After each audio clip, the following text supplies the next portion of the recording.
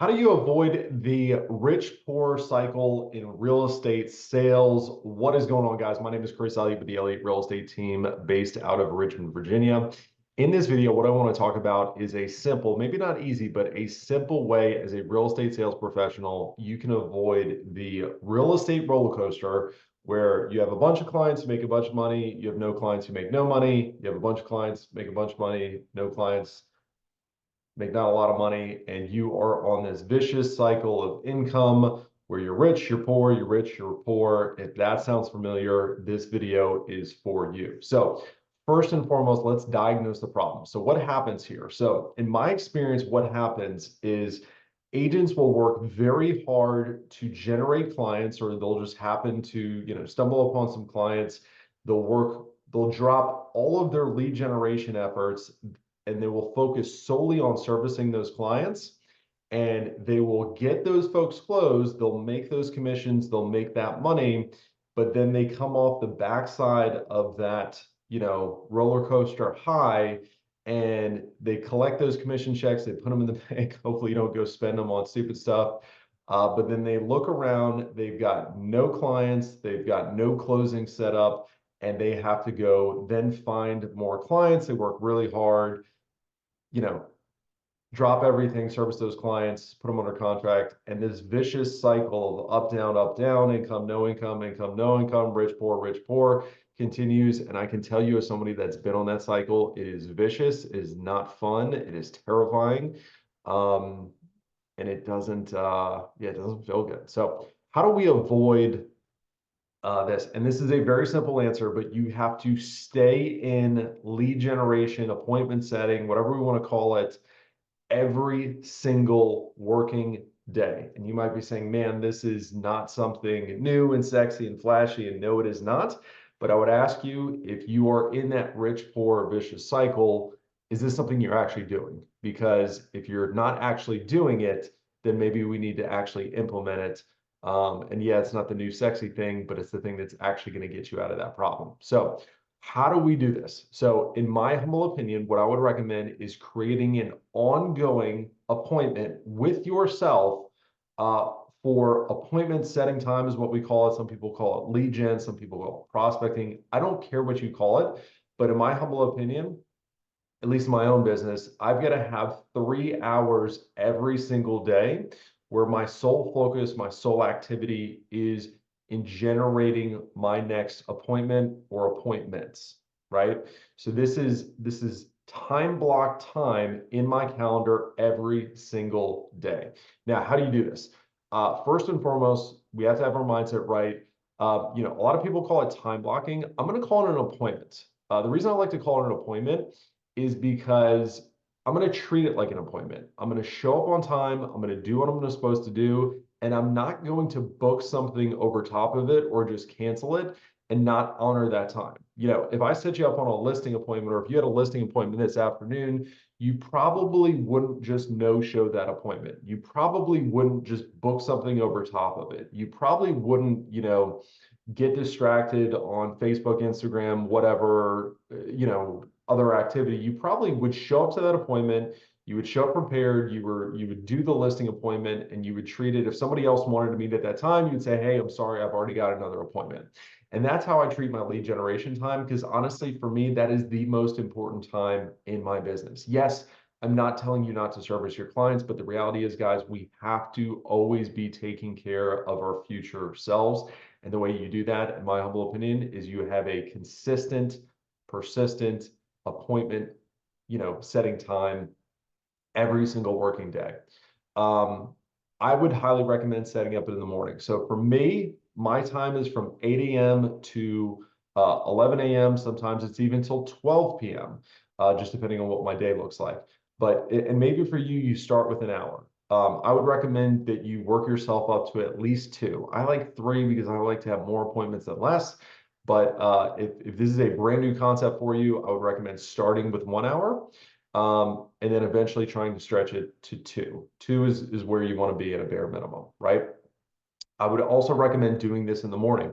The reason we want to do this in the morning is lead generation, appointment setting, whatever we want to call it, is typically an activity that agents are not too excited to do It's kind of like working out, unless you're one of these crazy people. Like I to this day don't like to work out, but I work out because I know it's good for my long-term health, right? And just like I don't necessarily like lead generating, but I know it's the right thing to do for the long-term health of my business, my income, my net worth, all those things, right? So do it in the morning, get it done, eat the frog, if you're familiar with that concept. Just get done in the morning the things that you don't want to do. The other reason that it's so critical to get this done in the morning is because you're going to get busy. You're going to have things come up. You're going to have deals that start going sideways. You're going to have folks that want to go see properties. You're going to have, contracts you got to negotiate.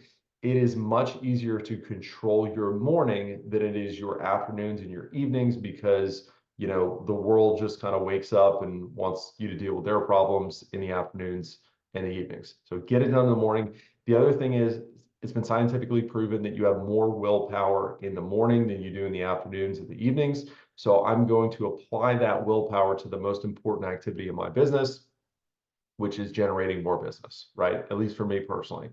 Um, so get that done. A simple phrase that I've always heard is, hey, the mornings are for me, the afternoons, evenings are for my clients. And that's just a very simple way to think about it. So we do it in the morning. I'm also going to recommend a concept called 50-10 cycles. So what does that mean? So you might say, hey, like 3 hours of lead gen seems like a lot of time. And it's not a short amount of time, but a way to make it more manageable is to set a timer on your phone or, like a little kitchen timer I've got on my desk. And what I'm going to do, if I start my lead generation, my appointment setting time block at 8 a.m., I'm going to go from 8 a.m. to 8:50.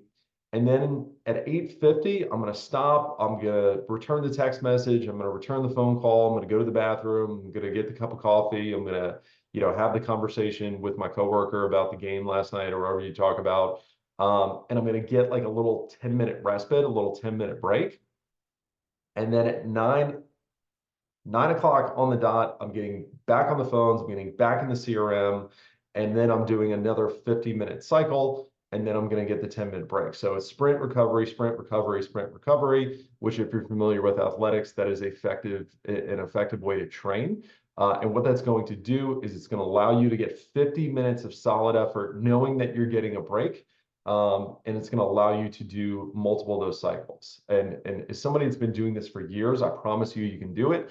You just got to be disciplined. And that's the next sub point is actually work and do your lead gen during that time, right? So during that 50-minute block, I'm not checking email, I'm not deal doctoring, I'm not, working on my YouTube page, I'm not, getting caught up in BS. I'm actually doing what I'm supposed to do during that 50-minute time block. Because the reality is, like, if you're not actually going to do what you're supposed to do, yeah, you might as well do something else during that time. So actually work on the thing that you're supposed to be working on. Offer clients early afternoons, evenings, or weekends. So what I've found, so a lot of times what I hear from agents is like, well, like I had somebody, like I had the time set up, and then a client needed to go see a property, right? Well, first of all, I've already got another appointment. So if somebody calls me and says like, hey, can we go do XYZ at 9 a.m. in the morning? Hey, I'm so sorry, I've got an appointment already timed up at that time.